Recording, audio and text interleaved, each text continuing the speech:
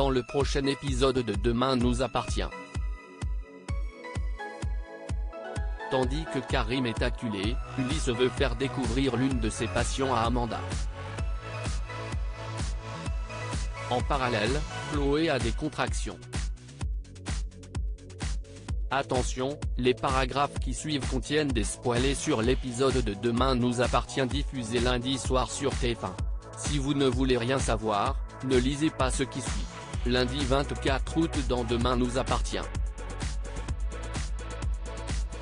Karim est acculé comme il lui est impossible d'approcher Shemsa sans prendre le risque de se faire coincer par la police, le docker demande à Victor plus d'argent pour mener à bien sa mission.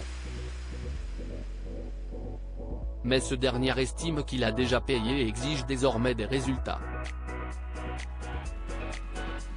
Dans l'intervalle, Karim, qui ne dispose d'aucune piste pour retrouver Nina, sollicite Shemsa pour qu'elle parle à son frère et lui dise qu'elle ne témoignera pas contre lui. Même si elle sait pertinemment qu'elle restera malgré tout toujours en danger, elle accepte pour sauver la fillette. De son côté, Lou se remémore des souvenirs de sa fille. Lorsque Victor arrive à son chevet et lui fait signe de la tête qu'il n'a toujours pas récupéré Nina, l'avocate s'effondre de tristesse. Tandis que le docteur Donnier suggère que Nina vienne rendre visite à sa mère, l'homme d'affaires prétend que sa compagne ne veut pas qu'elle la voie ainsi.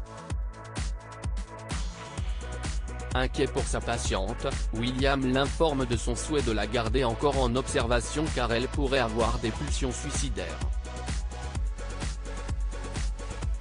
Pendant ce temps, George a pu remonter la piste de l'arme du sniper et a découvert qu'elle était reliée à l'assassinat d'un homme de la bande du frère de Shemsa.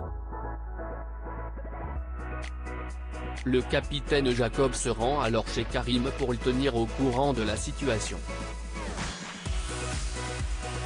Après qu'elle lui a montré un portrait reconstitué de la victime du port, Shemsa fait semblant de ne pas reconnaître Ryan. Selon Aurore, la jeune femme paraît tendue en sa présence mais Karim intervient et rappelle que des hommes sont à ses trousses. Après le départ de la policière, Shemsa se dit convaincue qu'elle a des doutes à son sujet et encourage Karim à lui dire toute la vérité. Seulement, le capitaine Saïd l'exclut car il ne veut pas mettre sa fille en danger. Face à ce refus, Shemsa est certaine qu'il finira par la tuer mais Karim jure que jamais il ne fera une telle chose.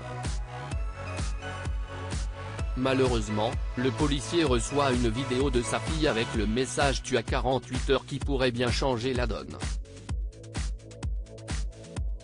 Ulysse veut faire découvrir l'une de ses passions à Amanda dans la matinée. Ulysse consulte un site dédié aux explorations urbaines et invite Amanda à l'accompagner pour sa prochaine sortie. Mais l'infirmière n'est pas emballée à l'idée d'être enfermée dans un lieu désaffecté et décline son invitation. Plus tard, la jeune femme questionne Maxime sur ce type de sortie.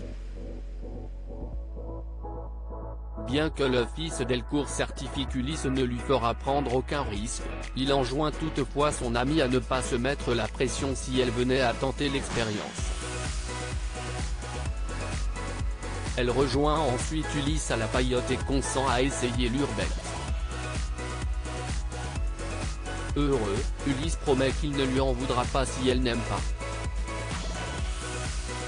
Chloé a des contractions. Alex est parti 2 jours pour Toulon en laissant sa femme aux petits soins d'André. Quand Chloé commence à avoir des contractions rapprochées, elle décide d'appeler son mari mais s'aperçoit rapidement qu'il a oublié son téléphone à la maison. N'ayant pas d'autre choix, Chloé prie son père de l'emmener à l'hôpital et prévient sa mère de sa venue.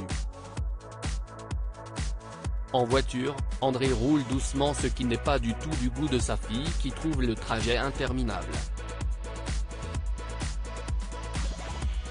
Une fois à l'hôpital, Marianne indique que le travail a débuté et qu'il est possible qu'elle accouche dans la nuit. Toutefois, Chloé voudrait que son mari soit à ses côtés et André se propose de rester avec elle jusqu'à la fin. Alors qu'elle cherche par tous les moyens à se débarrasser de son père, Marianne vient à sa rescousse et somme son ex-mari de laisser leur fille tranquille.